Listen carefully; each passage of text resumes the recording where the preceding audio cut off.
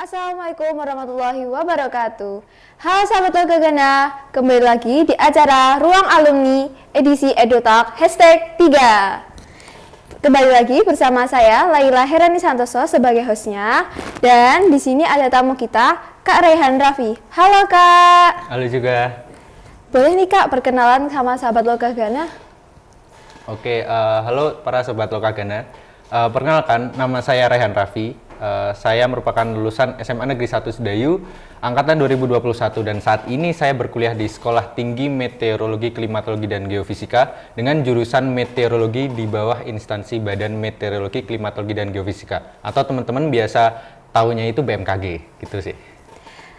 Halo Kak, gimana kabarnya nih Kak sekarang? Bisa kembali lagi ke SMA-nya? Apakah banyak perubahannya dari yang dulu waktu Kakak masih sekolah?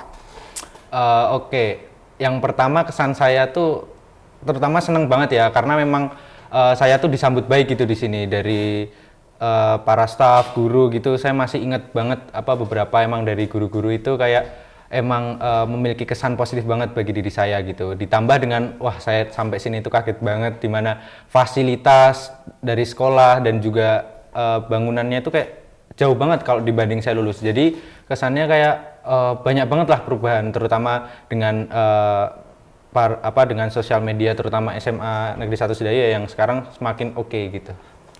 Gimana nih Kak kesan dan pesannya setelah berkunjung ke SMA Negeri 1 Sedayu sekarang? Oke, kalau saya yang paling bikin berkesan banget itu ternyata banyak banget guru-guru yang ternyata masih mengenali saya ya. Yang kayak itu kayak wah banget dulu kayak kesannya. Kan kita sekolah itu kayak mendapatkan ilmunya, mencoba belajar, bersosialisasi dengan teman-teman gitu. Tapi ternyata saya bertemu dengan beberapa guru itu kayak masih ingat saya dan itu kayak memberikan saya kesan yang kayak wah berarti emang diinget gitu. Gimana nih Kak, kesibukan apa aja yang ada sekarang di Jogja nih? Kesibukannya apa nih Kak? Oke, jadi karena sekarang saya sedang liburan gitu ya, libur semester dari kampus. Saya emang beberapa hari ini emang paling main-main keluar aja sih, ketemu dengan teman-teman kayak dulu kan sebelum ke Jogja juga saya yang sering main gitu sama teman-teman, ada yang teman dari SMA, teman dari dekat rumah dan lain sebagainya, dan itu emang saya manfaatkan momen-momen ini cuman 2 minggu itu buat emang dengan mengenang memori dengan mereka sih. Dulu kakak alasannya masuk SMA 1 Sedayu ini apa nih Kak? Kok bisa milih SMA 1 Sedayu? Oke, dulu itu kalau zaman awal-awal saya itu adalah zaman di awal dari SMP, transisi SMP ke SMA itu ada namanya sistem zonasi ya. Nah, di dekat rumah saya itu saya tahu betul kan rumah saya cuma dekat sini, cuma di Argomulya itu kan. Jadi kayak SMA yang dekat itu emang SMA Negeri 1 Sedayu, dan karena ini sekolah negeri ya, dengan ya kita tahu sendiri kalau sekolah negeri itu kan dengan biayanya yang lebih terjangkau dan dengan kualitas yang apalagi SMA Negeri 1 Sedayu juga akreditasinya kan A juga ya. Jadi itu memicu saya buat ya udah SMA Negeri 1 Sedayu, dan dulu emang saya ambilnya juga jurusan IPA sih. Alasannya masuk milih IPA tuh kenapa ya Kak? Oke, kalau dulu itu awalnya jadi sedikit cerita. Dulu itu saat saya SMP itu saya sempat yang namanya semacam tes kayak potensi gitu, lebih kemana. Nah, dari arahan instansi yang saya ikuti itu mengarahkan saya ke IPS sebenarnya. Tapi dari diri saya pribadi dan juga dulu orang tua itu memberi pertimbangan lah kalau masuk IPA itu juga lebih luas untuk prospeknya gitu kan, toh juga ketika kita anak IPA nih kita juga bisa ngambil jalur anak IPS kan. Jadi kayak masih bisa ke arah situ meskipun kita nanti pada final decision-nya kita nggak ke IPA. Jadi setidaknya di IPA itu saya merasa lebih luas saja gitu. Ditambah juga saya kan tipe orang yang juga ingin mempelajari suatu hal baru. Jadi kalau semisal ada dengan mata pelajaran di IPA mungkin ada yang sulit dan sebagainya, saya juga lumayan tertarik untuk mempelajarinya sih. Dulu waktu masih sekolah di jurusan IPA, itu pelajaran favoritnya apa ya Kak? Aku inget banget dulu kalau pelajaran favorit itu matematika wajib sih. Kayaknya yang anak IPS juga dapet ya. Iya, Tapi dapet. kalau terkhusus IPA, aku di matematika wajib itu ngerasa enjoy banget gitu belajar. Kayak materi itu plong, kayak enak gitu loh buat diterima gitu. Terus juga itu kan materi yang universal ya. Jadi semua orang dapat lah gitu. Iya. Dulu kan di sekolah kan banyak banget ya gurunya, setiap mapel beda-beda. Itu ada nggak sih Kak guru favoritnya dulu? Wah menarik nih. Kalau guru favorit itu kalau cara ngajarnya itu masalahnya beda-beda. Kalau Iya. dengan cara ngajar gitu, teman saya dan mungkin teman-teman saya akan sepakat Pak Heri kayaknya. Dulu beliau ngajar itu biologi gitu. Nah, emang terkhusus anak IPA ya kalau udah biologi karena metode belajarnya Pak Heri itu yang dia santai dan nggak ngekang kita buat paham dengan materinya dia. Bahkan dia itu selalu menyelipkan section jenakanya. Jadi kayak kita tuh lucu gitu kalau kita ketawa-ketawa dan enjoy, ngerasainnya tuh enjoy gitu. Tapi kalau ada juga guru yang emang bener-bener kita kayak apa ya, kayak seneng diajar karena dia bisa basic ngajar. Salah satunya adalah Bu Widya gitu. Jadi kalau ditanya guru-guru favorit itu kita memiliki kayak sectionnya sendiri gitu. Tapi so far kayak Pak Heri guru terfavorit sih bagi saya. Kan ada guru favorit juga. Kadang kan juga ada guru yang tegas juga ya Kak. Kira-kira nih selama sekolah dulu guru yang tegas sih menurut Kakak siapa sih Kak? Kalau guru yang tegas itu dulu siapa ya? Kalau seingat saya itu mungkin kayak Pak Tarmuji itu juga gitu keikut tegas gitu. Meskipun dulu saya belum sempat ngajar, tapi kadang emang sempat beberapa kali dapat teguran dari beliau gitu-gitu. Alasannya kenapa nih Kak?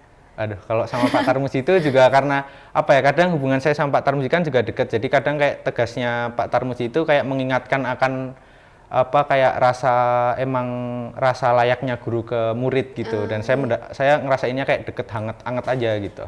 Dulu waktu masih sekolah tuh pernah ikut organisasi nggak sih Kak di sekolah ini? Kalau di SMA Negeri 1 Sedayu dulu kebetulan saya nggak terlalu ikut organisasi sih. Bahkan saya ingat banget dulu itu sempat diminta buat kayak ikut OSIS, bahkan nyalonin jadi ketua OSIS. Itu terus ikut rohis, disuruh-suruh ikut gitu. Tapi emang dari saya sendiri itu kayak kurang berminat sih, karena ada satu alasan. Iya, karenanya kan kurang minat ya Kak. Itu alasannya kenapa sih Kak kurang minat dalam berorganisasi di SMA? Oke, jadi alasan utama waktu itu pemikiran saya kenapa saya nggak tertarik untuk mengikuti organisasi. Yang pertama itu saya lebih prioritas organisasi yang di perumahan saya. Jadi kayak semacam Karang Taruna gitu. Jadi di sana menurut saya hubungannya langsung dengan warga ya. Terus kalau alasan internal saya dari sekolah sendiri itu karena dulu tuh saya pengen banget dari kelas 10 itu ngejar yang namanya SNMPTN. Atau kalau sekarang itu kita taunya yang jalur undangan gitu ya untuk masuk universitas ya. Oh berarti dulu nggak ikut organisasi karena lagi fokus kan untuk nilai ya Kak? Iya, kayak dulu tuh agak idealis sih, kayak pengennya tuh nilainya bagus terus gitu.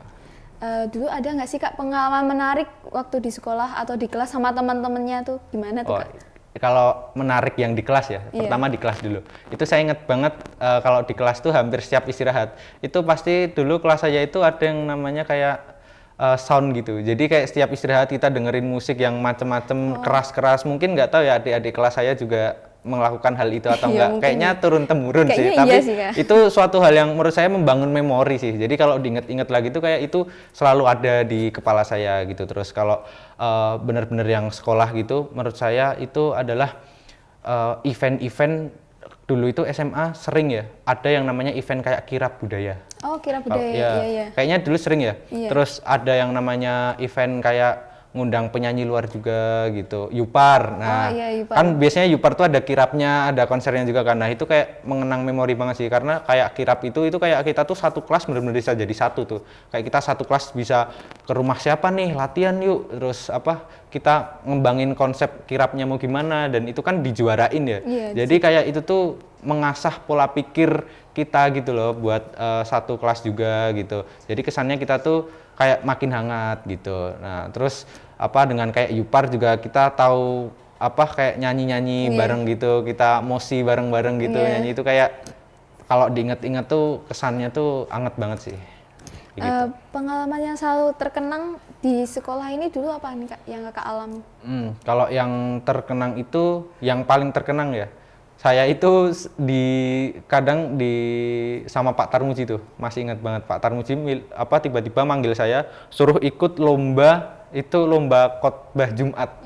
Itu padahal basicnya saya sama sekali nggak tahu itu dan karena itu mendadak banget ya. Saya dalam waktu 2 minggu atau berapa itu harus benar-benar tahu konsep bagaimana cara khutbah di yang Jumat gitu loh. Jadi kayak wah, aduh Pak Tarmuji ini milih saya nih. Jadi kayak wah, harus karena kalau nolak juga nggak enak kan, karena dari situ hubungan saya sama Pak Tarmuji itu jadi makin deket gitu. Dulu ada nggak sih Kak pencapaian atau prestasi yang dulu waktu Kakak sekolah pernah capai di Oke.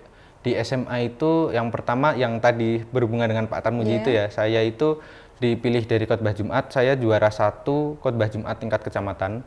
Karena juara 1, saya langsung diundang buat tingkat kabupaten dan alhamdulillah di tingkat kabupaten juga juara 3. Nah, ya karena cuman sampai tingkat juara 3 jadi kita nggak bisa lanjut ke provinsi itu ya. Yang diambil kan tiap juara satunya dari kecamatan, juara 1 ke kabupaten, kabupaten juara 1 ke provinsi. Nah, tapi di situ kayak saya ngerasa ini banget sih, kayak ngerasa kekeluargaan banget gitu sama kan ada peserta yang lain juga gitu. Terus dulu juga saya sempat ikut lomba debat tingkat nasional yang dari FLSN ya, kalau tahu itu juga dulu diminta sama Bu Prapti untuk ngewakilin sekolah, tapi bedanya kalau dulu kita benar-benar mandiri, jadi kayak sekolah gitu SMA Sedayu belum memfasilitasi kayak kamera, kayak recording. Nah beda banget kayak sekarang kan, kalau saya lihat kayak wah difasilitasiin, jadi kayak beruntung banget nih buat adik-adik yang tahun ini atau tahun-tahun sebelumnya belum lama ini tuh kayak serba difasilitasin untuk memajukan sekolah gitu, pokoknya sik lah. Dulu waktu masih sekolah itu dulu masuk eligible nggak ya Kak? Kebetulan karena tadi itu saya ngincer itu juga, alhamdulillah saya juga waktu itu sempat eligible di kelas dan sekolah ya, satu sekolah. Kebetulan waktu itu nama saya juga kalau nggak salah ke 10 atau ke berapa gitu. Iya, saya ingat saya. Iya. Dulu sistem belajarnya gimana sih Kak biar bisa masuk ke dalam eligible? Oke, jadi mungkin ini tergantung preferensi orang karena tiap orang beda-beda cara belajarnya. Tapi yang saya alami dalam belajar itu, yang pertama saya nggak pernah belajar itu yang kayak tiap hari. Kan mungkin ada orang yang benar-benar ambis tiap hari dia membaca buku gitu kan. Saya nggak bisa orang yang kayak gitu. Jadi saya itu tipe orang yang saya mencoba meningkatkan fokus saya ketika pelajaran. Jadi ketika pelajaran saya dengerin gurunya, saya catat yang sekiranya penting. Nah nanti ketika saya ujian itu benar-benar karena semua udah saya perhatikan dengan betul-betul nih. Jadi kayak kita tinggal nge-review ulang aja gitu.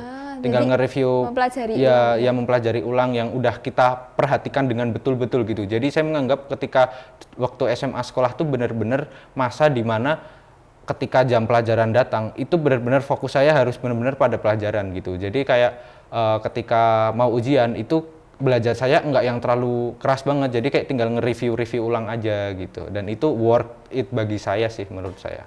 Ada nggak sih Kak tips and triknya yang dalam belajar? Kan biasanya kita kurang fokus karena sekarang kan ada lebih sering main gadget ya Kak. Jadi ada nggak sih Kak tips and trick biar kita tuh tetap fokus sama belajar waktu kita belajar gitu? Nah, oke. Saya pernah baca suatu ini ya, dari buku atau artikel saya lupa. Jadi ada metode belajar itu yang namanya setiap 30 menit kalau nggak salah. Jadi kita belajar nih, anggap aja kita belajar membaca, nge-review materi, latihan soal dan lain sebagainya itu selama 20-30 menit. Nah, nanti setelah itu kita itu kayak main gadget, kayak menghilangkan rasa bosan dan suntuk gitu. Karena kan kadang kalau kita belajar full itu kan kayak ngerasa capek gitu kan. Jadi kayak saya dulu itu kayak ngebiarin 10 menitan gitu buat ya kayak ini lihat TikTok gitu-gitu, lihat Instagram, ada apa nih di sosial media gitu. Nah, terus baru nanti ketika udah ngerasa bosen juga 10 menit itu, saya lanjut lagi belajar kayak nge-review ulang, hafalin materi, latihan soal, kayak gitu sih kalau saya. Jadi tidak diporsir untuk belajar terus ya Kak? Iya, kalau diforsir kayak terus-terusan gitu itu malah membuat orang kadang kayak dapat capeknya doang gitu. Dapat bosan juga. Iya, kan kadang kalau kita ngelakuin suatu hal kan harus dibawa enjoy ya.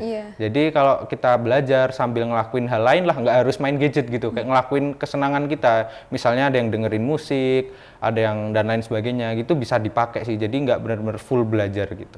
Dulu daftar kuliahnya lewat jalur apa juga kan? Ya, dulu karena saya dulu termasuk eligible, saya daftar SNMPTN. Dulu itu saya mendaftar karena dulu saya kurang analisis yang banyak ya. Dulu kan saya pengennya dapat SNMPTN, tapi saya nggak yang kayak analisis banget nih cara kiat-kiat biar dapat SNM. Nah itu kesalahan saya. Mungkin ya buat adik-adik nantinya gitu yang udah dapet eligible nih, itu tuh dimanfaatin betul. Kayak kalian cara mendapatkan jurusannya yang harus sesuai dengan kalian dan juga yang emang analisis dengan nilai kaliannya itu pas gitu. Nah kalau dulu karena saya nggak memperhatikan itu, saya di SNM itu daftar UPN jurusan hubungan masyarakat itu nggak keterima gitu. Terus lanjut lagi ke SBM kan, SBM juga waktu itu saya daftar UGM sama UPN juga nggak keterima gitu. Dulu waktu kelas 12 kan biasanya ada pengumuman siswa yang eligible. Itu cara merencanakan dan menentukan prodi kuliahnya itu gimana ya Kak dulu?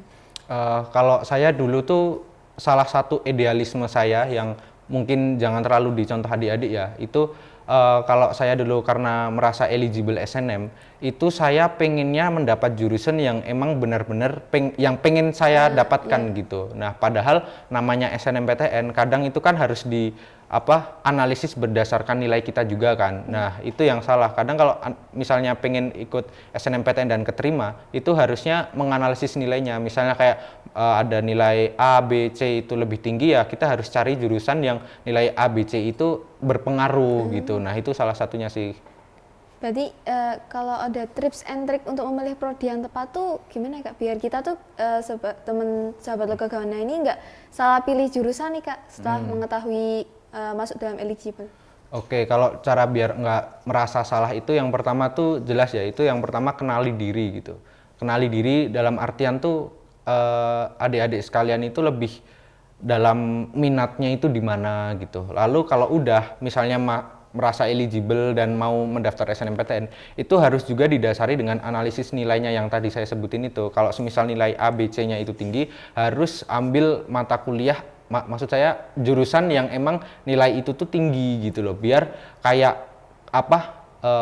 progres dan juga kesempatan kalian itu lebih besar untuk diterima. Dan juga kalau SNMPTN ya itu kan ada semacam track alumni, jadi kalian harus sering-sering ke BK tuh, kayak minta data ke BK kayak tahun lalu, tahun-tahun sebelumnya itu siapa aja sih yang keterima di SNMPTN, jurusan apa, jadi itu bisa pertimbangan gitu. Jadi kita harus sering sharing-sharing informasi. Ya, makanya itu hubungan kalau SMA ya, itu pesan saya itu harus benar-benar deket sama guru sih. Kayak kalian tuh harus mengembangkan chemistry perasaan kalian tuh dengan guru gitu, agar karena kalian tuh menjelang kelas 12 dan mau lulus itu benar-benar butuh banget sama guru, entah itu buat konsultasi, entah itu buat meminta data dan lain sebagainya gitu. Jadi harus hubungan kalian sama guru tuh harus benar-benar baik gitu. Dulu pernah mencoba daftar di kuliah mana aja sih Kak? Oke, kalau di kuliah mana aja itu saya pernah daftar di UGM, pernah. Terus kalau SBM-nya itu saya daftar di UGM sama UPN kan, karena kebetulan nggak keterima juga. Itu saya juga mendaftar di beberapa mandiri, kayak mandiri UNY saya daftar, UPN, UGM, terus UNS, Undip juga saya coba gitu. Tapi emang karena belum rezeki ya, jadi kayak akhirnya nggak ada yang diterima sih. Dan akhirnya sekarang sekolah di mana nih Kak? Oke, sebelumnya saya itu karena waktu itu nggak diterima, saya sempat berkuliah di Universitas Islam Indonesia. Itu selama 1 tahun atau 2 semester ya sebelum saya menekun pendidikan di STMKG sekarang. Sebelumnya saya di Universitas Islam Indonesia, itu saya jurusan ilmu komunikasi. Nah, terus selama 1 tahun itu akhirnya saya mendaftar lagi kan di STMKG gitu, dan alhamdulillah emang rezeki tahun 2022, jadi saya langsung pindah ke STMKG. Setelah 1 tahun berjalan ini, kenapa terpikirkan mencoba kembali tes perguruan tinggi? Oke, jadi sedikit cerita, setelah saya lulus itu saya juga daftar STMKG. Nah, tapi ternyata setelah saya lulus daftar STMKG itu, saya itu gagal sampai tes terakhir, tes wawancara. Jadi itu kayak menstimulus diri saya kayak, waduh ini ada satu hal yang belum diselesaikan nih. Kayak tinggal 1 tahap aja masa ditolak sih. Makanya saya emang berambisi saat itu kayak buat tahun depannya itu emang saya daftar lagi. Jadi emang hal motivasi utama saya adalah emang pengen banget gitu, dan itu menjawab rasa penasaran saya. Kalau semisalnya kadang kalau kita gagal itu nggak seharusnya kita terus langsung ngerasa sedih, karena kadang kegagalan itu memberikan impact kalau berarti ada yang salah dengan dirimu, entah itu kamu kurang usaha, entah itu kurang doa dan lain sebagainya. Jadi kegagalan itu membuka pintu agar kita itu bisa introspeksi diri gitu. Setelah kan tadi kan katanya sempat kuliah di UI ya Kak. Ya.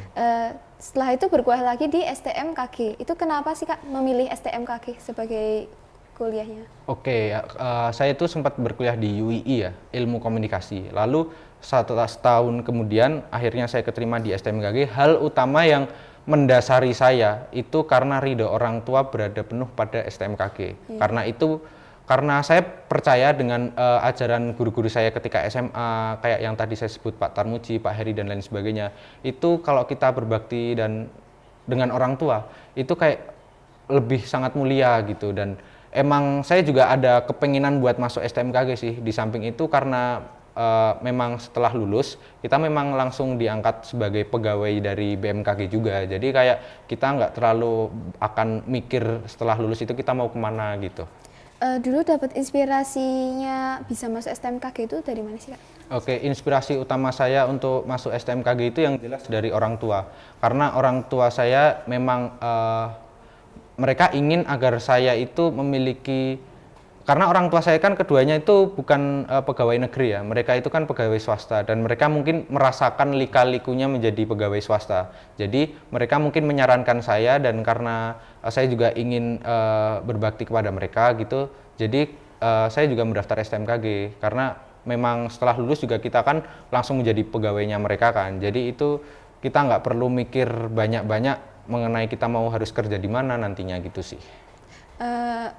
Kan biasanya kan masuk STMKG kan ada tes-tesnya ya Kak. Itu persiapan apa aja sih Kak yang dilakukan sebelum menghadapi tes STMKG-nya?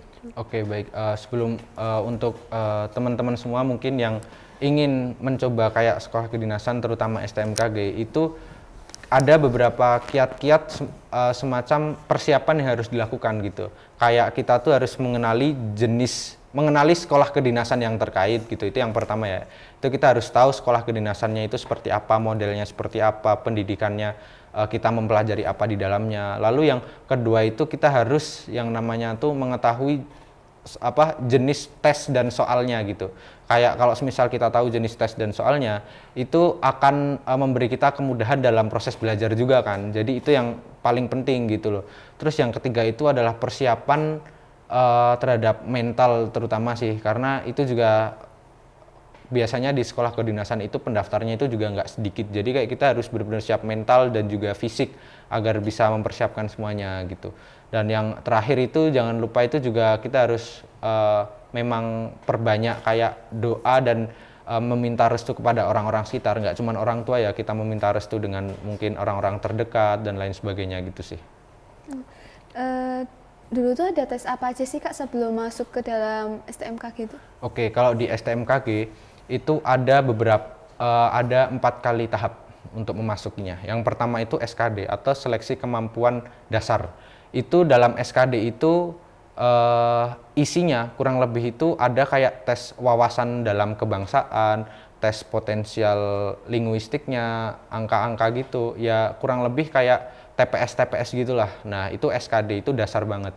Ditambah nanti ada kalau SKD itu ada tes yang namanya tes profesi. Dalam artian kita nanti dikasih pertanyaan nih. Nah menurut Anda nanti dalam kegiatan ini yang harus kita lakukan apa gitu. Nah jadi kayak tes pendapat gitu loh. Kita kayak ngasih pendapat yang harus kita lakukan. Nah yang kedua, tahap kedua itu namanya SKB atau seleksi kemampuan bidang. Sebenarnya di sekolah kedinasan itu nggak mewajibkan SKB, tapi STMKG ada SKB. Kenapa? Karena di STMKG sendiri yang basicnya lebih ke ilmu kebumian dan IPA gitu ya, jadi mewajibkan orang-orang di dalamnya itu harus setidaknya memiliki dasar. Makanya di SKB itu diuji mengenai matematikanya, fisika, dan juga bahasa Inggris. Nah, kalau SKB udah dilalui, ada yang namanya tes kesehatan. Nah, tes kesehatan ini ya kayak kita itu dites itu mulai dari atas kepala sampai bawah kaki, kayak organ dalamnya juga, darahnya, urinnya. Jadi kayak memang tes kesehatannya itu benar-benar full komplit lah. Lalu ada juga tes dalam tahap 3 itu ada yang namanya tes kebugaran juga. Jadi ada 2 tes, ya itu kayak semacam tes fisik. Nah kalau di STMKG sendiri itu hanya lari 2,4 kilo dan itu secepat-cepatnya aja. Mungkin kalau di sekolah kedinasan ada yang push up, ada yang pull up, macam-macam ya. Nah kalau di STMKG sendiri itu lebih mudah, jadi kayak cuman lari 2,4 kilo. Jadi nggak terlalu membuat lelah lah. Nah, terus di tahap terakhir itu ada yang namanya tahap tes wawancara. Jadi kayak kita udah melalui semua tes, nanti kita akan diwawancara. Ya, diwawancara itu semacam kayak kita akan ditanya gitu, kenapa ingin masuk STMKG, motivasinya apa, terus kamu orangnya seperti apa, kayak gitu sih kurang lebih. Gimana sih Kak perasaannya setelah keterima di kuliah yang di tempat yang dipilih? Oke, setelah saya mendapat lampu hijau dan mendapat warna hijau untuk masuk sekolah tinggi meteorologi klimatologi dan geofisika ini atau STMKG, itu perasaan saya tentu itu sangat senang banget ya, bahkan terharu gitu. Akhirnya keterima juga karena kan itu merupakan tes kedua saya ya. Yang pertama saya gagal di wawancara, itu sangat sedih banget, dan di tahun kedua di 2022 itu saya mendapatkan lampu hijau itu rasanya senang banget, kayak akhirnya semua yang udah saya lakuin, segala bentuk proses itu terbayarkan, dan saya selalu menekankan pada diri saya bahwasannya setiap hasil yang diterima itu akan selaras dengan proses yang kita kerjakan gitu. Setelah mulai perkuliahan nih Kak, ada nggak sih Kak bedanya pembelajaran waktu di kuliah sama waktu SMA? Oke, kalau bedanya STMKG sekarang dengan saya SMA itu kurang lebih dari sisi mata kuliahnya itu kayak hampir sama, karena di kampus saya sekarang juga ada yang pelajaran matematika, fisika gitu juga ya. Tapi mungkin bedanya itu kita lebih ke mengerucut kepada jurusan kita. Kalau kita SMA itu kan kayak kita mempelajari semua tuh, bahkan ada sejarah, ada bahasa Indonesia, macam-macam. Tapi kalau di dunia perkuliahan terutama STMKG itu kita akan mempelajari lebih kepada jurusan kita. Misalnya kayak saya meteorologi kan, jadi itu lebih akan ke perakiraan cuaca, lalu kualitas udara, lalu penghitungan terhadap awan dan lain sebagainya gitu. Ada nggak sih Kak kebiasaan yang bisa di kuliah yang bisa dibagiin ke sahabat-sahabat Lokal Ghana ini biar kita bisa membiasakannya ini dari sedini mungkin dari sekolah ini Kak? Oke. Ada satu yang menurut saya harus banget dibiasakan ya. Kalau saya ngelihat data dari Indonesia itu salah satu negara yang penduduknya itu sering banget telat. Nah, itu kayak menurut saya harus banget bisa ditingkatkan, karena kalau di kampus saya itu nggak ada kompromi bagi orang telat semenit pun. Jadi kalau semisal kita bisa meningkatkan kualitas kedisiplinan diri, nggak hanya waktu ya, tapi disiplin, baik itu disiplin aturan, disiplin terhadap waktu, dan menghormati sesama, menurut saya itu hal yang harus dikembangkan sejak dini, sejak SMA. Bahkan orang harusnya sadar itu bisa dilakukan di mana saja, dan itu tuh kayak kenapa harus dilakukan, karena kedepannya itu kita akan nggak lepas sama yang namanya waktu gitu. Jadi kayak kita harus tepat waktu pada suatu hal yang emang kita berkepentingan, itu sangat penting sih, terutama di kampus saya gitu. Di STMKG itu ada UKM apa aja sih Kak di STMKG? Oke, jadi di bidang UKM di STMKG itu kita terbagi menjadi beberapa bidang ya. Yang pertama itu kerohanian. Jadi kalau kita mengenalnya sebagai Rohis ya. Terus ada juga kita itu DKM atau Dewan Kemakmuran Masjid gitu-gitu. Terus ada juga kegiatan kajian fikih dan lain sebagainya. Jadi seakan-akan kayak memang kegiatan dari kerohanian kita juga banyak gitu. Terus yang kedua itu ada yang namanya di bidang semacam kemasyarakatannya gitu. Ada di bidang kemasyarakatan dalam artian kita nanti seperti memberikan dana pada suatu instansi yang terdapat bencana dan lain sebagainya gitu. Terus ada beberapa bidang lainnya juga yang sebenarnya bisa dikulik lebih dalam gitu. Kan banyak banget ya Kak organisasi di STMKG-nya, itu Kakak ikut gak sih salah satu dari organisasinya itu? Oke, untuk saat ini karena saya terhitung masih masih junior ya hitungannya, itu kita baru melalui berbagai bentuk open recruitment. Tapi ada beberapa organisasi yang itu tuh emang menarik sih. Contohnya di kampus saya ada 4 organisasi besar. Ada yang pertama itu namanya marching band atau lebih dikenal dengan drum band lah, drum band gitu. Nah itu menarik banget. Terus yang kedua itu ada juga organisasi paduan suara gitu. Terus ada juga organisasi pasukan khusus, itu semacam organisasi yang kayak menjadi pengibar bendera, terus menjadi protokoler pejabat dan lain sebagainya. Terus ada juga yang terakhir itu iptek dan jurnalistik. Atau kalau kita gampangannya kayak misalnya ada suatu event semacam kayak gini lah, nah itu yang mengelola anak iptek dan jurnalistik gitu. Ada nggak sih Kak planning mau ikut organisasi apa nih? Kan banyak tuh pilihannya. Iya, di STMKG sendiri saya ada rencana untuk ikut iptek dan jurnalistik sih, karena itu benar-benar bisa menunjang karir sih. Kayak kita kan nggak lepas dari teknologi ya. Iya. Jadi kayak kalau misalnya saya bisa masuk iptek dan jurnalistik itu kita bisa menunjang diri kita untuk mengasah skill-skill yang akan berkelanjutan di masa depan, kayak teknologi, komunikasi, terus fotografi dan lain sebagainya sih. Apa aja sih Kak yang dipelajarin di prodi meteorologi ini? Oke, kalau di meteorologi sendiri kita sering banget buat mempelajari, karena kita basicnya kebumian yang ada di udara ya, kita di prospekan itu dapat mempelajari suatu hal yang berkaitan dengan awan, udara, angin, kualitasnya, suhu, kelembapan, dan macam-macam itu. Jadi dari basicnya kita juga dikenali kayak matematikanya, fisikanya, terus geografinya, kebumiannya gitu sih. Apa aja sih Kak prodi di STMKG itu? Oke, jadi STMKG itu terbagi menjadi 4 program studi ya. Dari keempat-empatnya itu terhitungnya D4. Nah, kenapa D4? Karena kita ingin agar lulusan kita itu memang memiliki standar yang tidak hanya memiliki teori aja, tapi prakteknya. Karena kita nanti setelah lulus kan langsung menjadi pegawai dari BMKG ya. Jadi kita itu diprospekkan bisa mengerti dan juga dapat kayak istilahnya itu melakukan prospek-prospek dari jurusannya. Jadi yang pertama ada meteorologi atau jurusan saya lah. Itu ilmu yang lebih mempelajari mengenai kebumian di bagian kualitas udaranya. Lalu ada klimatologi. Nah, klimatologi ini hampir sama kayak meteorologi. Bedanya kalau meteorologi itu di report harian atau laporan harian, nah klimatologi ini per musiman gitu. Berapa tahun sekali atau 6 bulan sekali gitu. Jadi kayak per musim. Lalu ada yang namanya geofisika. Nah, kalau teman-teman mungkin sering banget kan dapat info gempa-gempa gitu. Nah, itu adalah anak-anak geofisika gitu.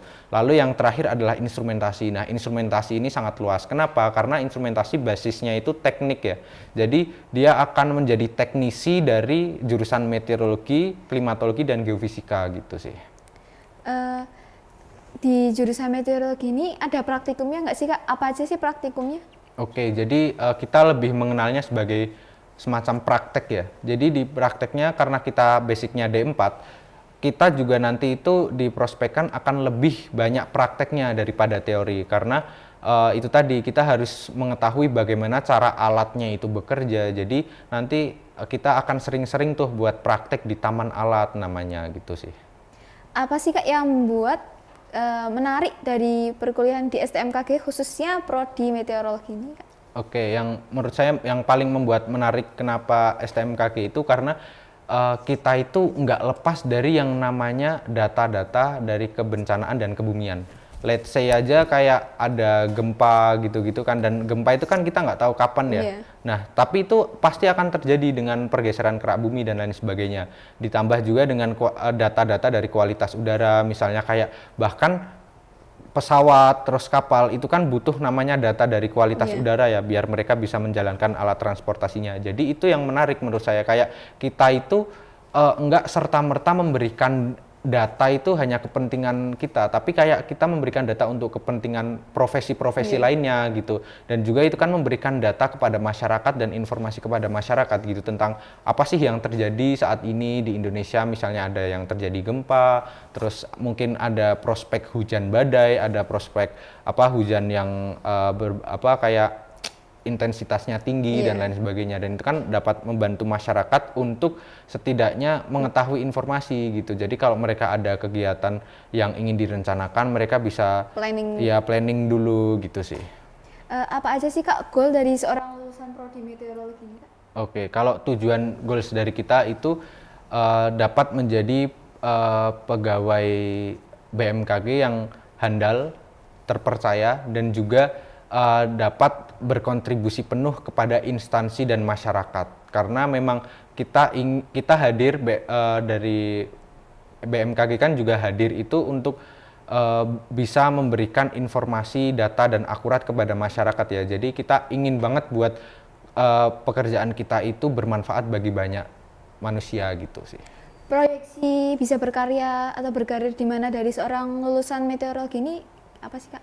Oke, jadi basicnya meteorologi itu ketika kita lulus itu bisa menjadi yang namanya forecaster atau prakirawan cuaca. Nah, mungkin teman-teman dan adik-adik sekalian itu sering ya kayak lihat di HP tuh notif kayak hari ini berawan atau apa, berapa besok suhunya. ya berapa suhunya, terus besok misalnya kayak kita ada acara besok misalnya 2 hari lagi itu kayak ada hujan atau enggak. Nah, seorang dari jurusan meteorologi itu akan bisa prospeknya itu selain itu juga bisa menjadi peneliti gitu. Kayak kita meneliti suatu hal yang tentunya berkaitan dengan dunia meteorologi gitu. Nah, kalau namanya meneliti itu kan otomatis kita akan menambahkan suatu kajian ilmu kan. Jadi kayak insya Allah akan bermanfaat bagi orang lain juga gitu. Sekali lagi nih Kak, ada nggak sih Kak pesan buat adik-adik kelas biar dapat kuota jalur prestasi dan diterima di kuliah yang mereka impikan? Oke, mungkin sedikit pesan buat adik-adik sekalian. Yang pertama adalah luruskan niat kalian gitu. Dalam artian kalian itu mau kemana gitu. Jangan atas bener-bener paksaan dan ikut orang lain, terutama kayak ngikut temennya gitu. Itu jangan pernah lakuin itu. Yang penting kayak kalian trust yourself aja gitu. Terus yang selanjutnya adalah kalian itu kerahkan seluruh kemampuan kalian gitu, jangan setengah-setengah, karena kan itu demi mengejar mimpi kalian ya, namanya mimpi harus dikejar gitu. Nah, lalu jangan lupa untuk ibadah dan doanya itu juga jangan dikurangin, justru harus ditambah semakin banyak. Lalu ada satu kata moto hidup yang saya terapkan, itu bunyinya kalau mau bersinar layaknya matahari, maka harus siap terbakar layaknya matahari gitu. Jadi itu kan memberi kesan kayak misalnya kita ingin meraih mimpi kita, ya kita harus berkorban, terbakar gitulah. Kayak kita harus melakukan suatu hal itu 100% gitu. Oke Kak, terima kasih banget Kak udah menyempatkan waktunya untuk hadir di EduTalk Hashtag 3 ini. Semoga kakak sukses ya Kak di perkuliahannya. Amin. Dan bisa berkarir sesuai dengan apa yang kakak impikan. Amin, amin. Sekali lagi saya sebagai host meminta maaf atas kurang dan kesalahan selama acara. Sampai jumpa pada acara Ruang Alumni edisi EduTalk berikutnya. Hanya di channel YouTube kita Lokagana TV SMA Negeri 1 Sayu. See you. Wassalamualaikum warahmatullahi wabarakatuh.